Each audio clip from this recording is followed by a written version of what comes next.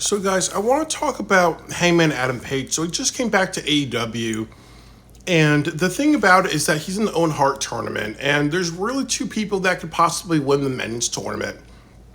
And that should be Bryan Danielson. And then it also should be Hangman Adam Page. And I think I want to say, first of all, Bryan Danielson should win this. He needs to win this. Unless you do something like you set up Claudio Castagnoli versus Bryan Danielson, because both of them have a bit of a struggle, really. And that could lead to a good match, because we've never seen that before.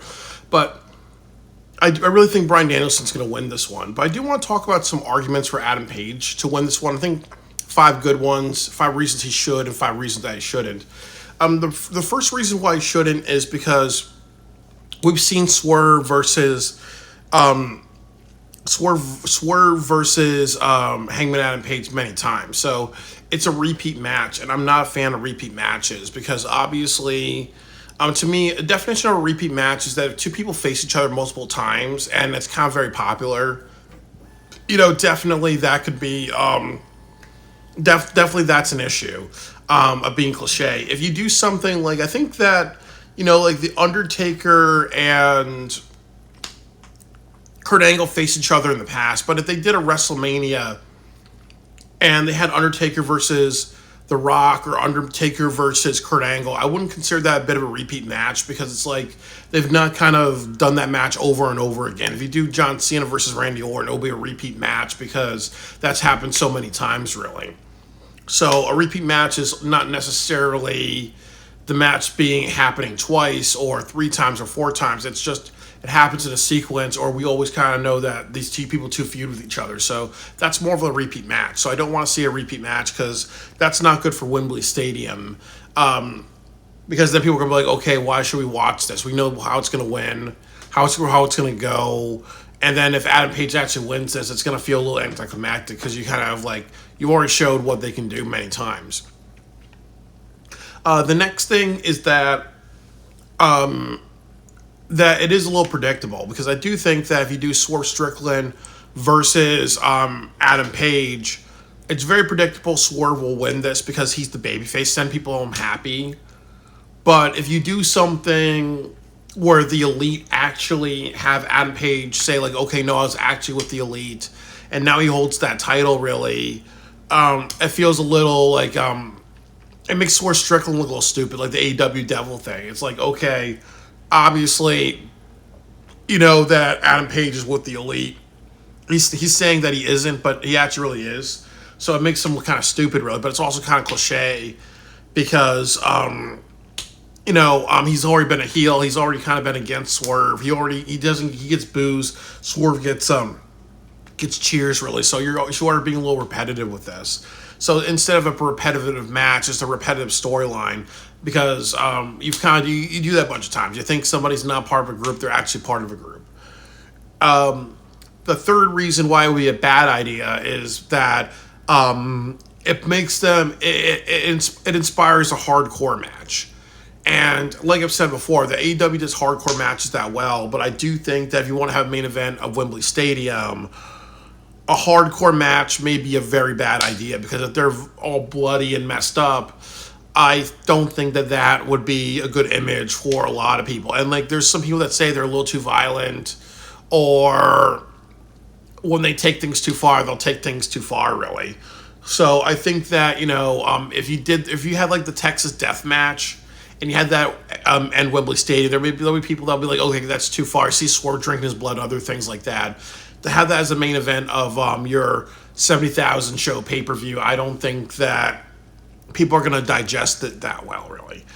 The next thing that I would say is I think Bryan Danielson versus Swerve Strickland is a better story because Bryan Danielson, he has a lot more, the idea of him becoming a part-timer or he's saying that this is actually it. I'm going to retire with the title just like Sting did.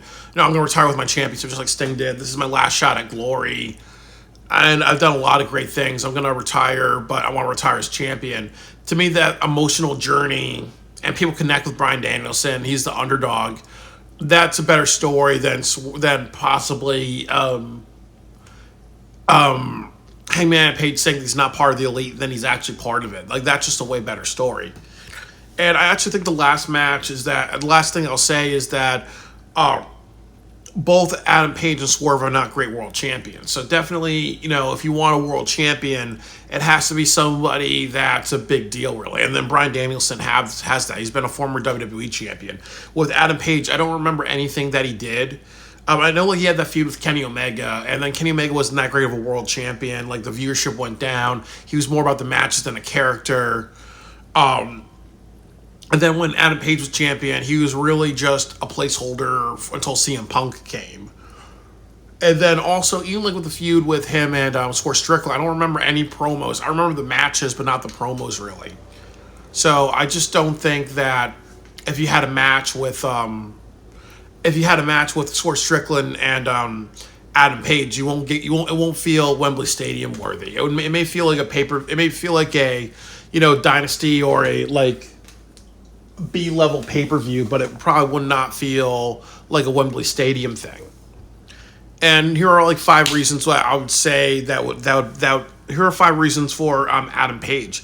I think the first thing is that he and Swerve both have a story because, but he and Swerve have a story. They've been feuding with each other for a while, but Bryan Danielson and Swerve do not have a story. So definitely for storytelling purposes, it's a stronger story. The next thing that I would say is that Wrestle Dream is in Tacoma, Washington. That's where Swerve is from, and that's where Bryan Danielson from, the Seattle area. So if you want to sell out that show, you could have that be their first match. First time Bryan Danielson and Swerve at a main event of a pay-per-view. Or you can do something which I do not like is, as I said, repeat match. If you have them headline Wembley Stadium, then you're going to have them do it again at Wrestle Dream. That would work, but a lot of people would say, why should we watch this match twice, really?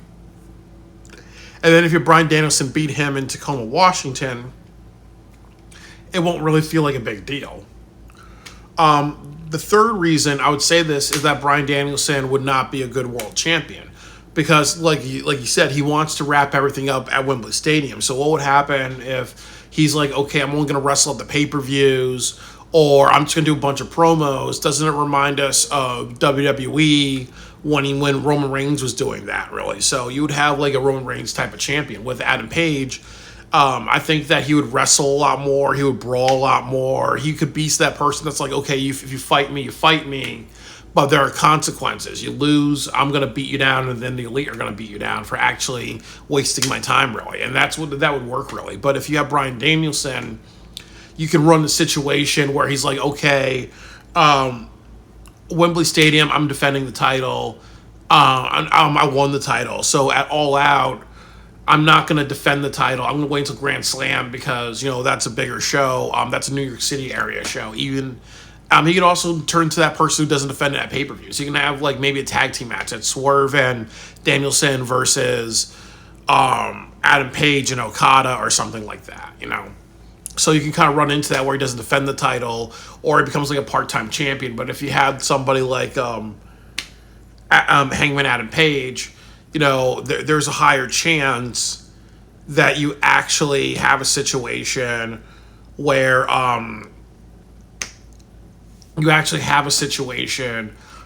you see Adam Page actually defend the title, where Adam Page will defend the title. And I think the fourth reason I would say is that Adam Page never really got a chance because he was a placeholder until CM Punk came. So definitely, with Adam Page, being the champion, you can see what he can do, really. And then honestly, you can see what he does, and you can see how he kind of leads that, and see if he actually has something. Like give it to like World's End, really. And then at World's End, you kind of decide if you want this Elite thing to continue or you want to reset things. And I think the last reason that I would say is that this has to be their best faction. Because with AEW, I've kind of said this, that the biggest issue that they've had in AEW is the F word, their factions. They don't do a good job with their factions. You look at the Dark Order, they have no direction. I've done a fantasy booking saying that their direction should be challenging the Young Bucks at Wembley Stadium, honoring Brody Lee, saying that we actually want to go after something.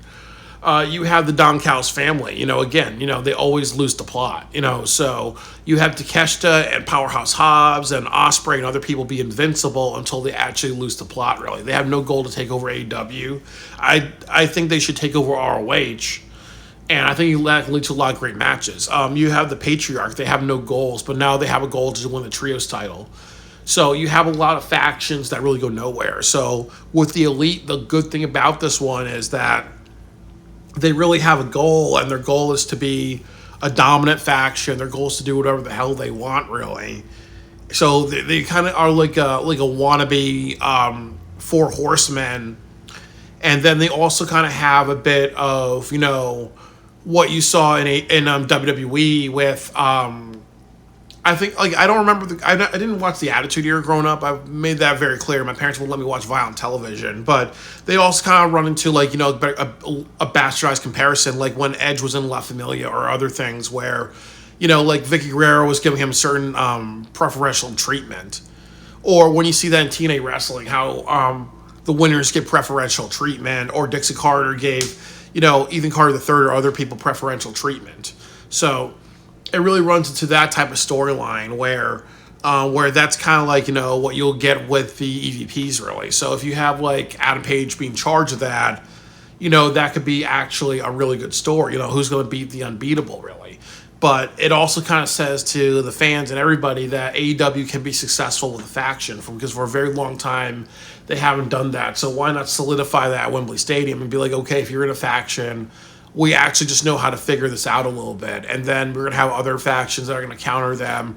So, factions are not just, putting a group of wrestlers just to have a multi-person match. They can actually be a story and tell something. So that's also the biggest thing you can kind of get out of this, is that it really establishes that AEW can do something with factions, and that's actually a good thing, really. So that's my arguments for Hangman Adam Page. I think for Bryan Danielson, there's a bunch of positive and negatives. I plan to do another video about that, talking about Bryan Danielson. But thanks for listening to this one.